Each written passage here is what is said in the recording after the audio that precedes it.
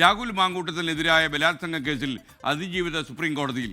രാഹുൽ സൈക്കോപാത്തെന്നും ജാമ്യം നൽകിയത് തൻ്റെ ജീവന് ഭീഷണിയായിട്ടുണ്ടെന്നും അതിജീവിത ഹർജിയിൽ ചൂണ്ടിക്കാണിക്കുന്നു. പ്രായപൂർത്തിയാകാത്ത ആൾ ഉൾപ്പെടെ 10ഓളം പേരെ രാഹുൽ പീഡിപ്പിച്ചു എന്നാണ് ഹർജിയിലെ ആരോപണം. വിനീത വിജയ് വാർത്ത അപ്ഡേറ്റ് ചെയ്യുന്നു ഡൽഹിയിൽ നിന്ന്. പറയൂ വിനീത. Good morning.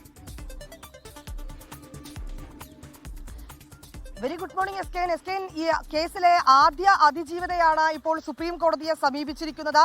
രാഹുലിന് നൽകിയിരിക്കുന്ന ജാമ്യം നിയമവിരുദ്ധമാണെന്ന് ചൂണ്ടിക്കാട്ടിയാണ് സുപ്രീം കോടതിയെ അതിജീവിത സമീപിച്ചിരിക്കുന്നത്. രാഹുലിന്റെ ജാമ്യം നിയമവിരുദ്ധമാണെന്ന് ഈ ഹർജിയിൽ അവർ പറയുന്നുണ്ട്. ജാമ്യവേളയിൽ ഹൈക്കോടതി മിനി ട്രയൽ നടത്തിയെന്നും ഇത് നിയമവിരുദ്ധമാണെന്നുമാണ് അതിജീവിത സുപ്രീം കോടതിയിൽ ആരോപിച്ചിരിക്കുന്നത്. ഒപ്പം തന്നെ സമ്മതമില്ലാതെ പലതവണ തന്നെ ബലാത്സംഗം ചെയ്തുവെന്നും അതിജീവിത സുപ്രീം കോടതിയിൽ നൽകിയിരിക്കുന്ന ഹർജിയിൽ ചൂണ്ടിക്കാട്ടിയിരിക്കുകയാണ്.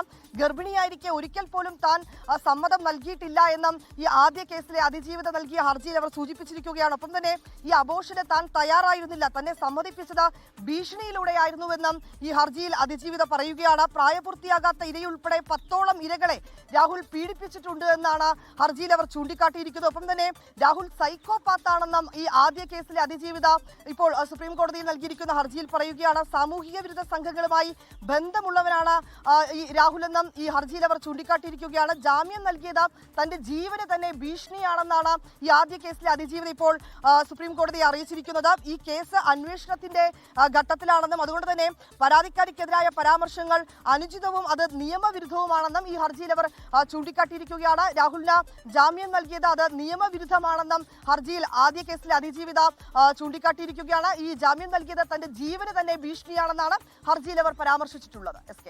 ലോകത്തെവിടെയായാലും ഏത് സമയത്തും 24 വാർത്തകളും ഓഗ്മെന്റഡ് റിയാലിറ്റി പാക്കേജുകളും എക്സ്പ്ലെയിനറുകളും വിശദമായി കാണാൻ ഞങ്ങളുടെ യൂട്യൂബ് ചാനൽ നിങ്ങൾക്ക് സബ്സ്ക്രൈബ് ചെയ്യാം.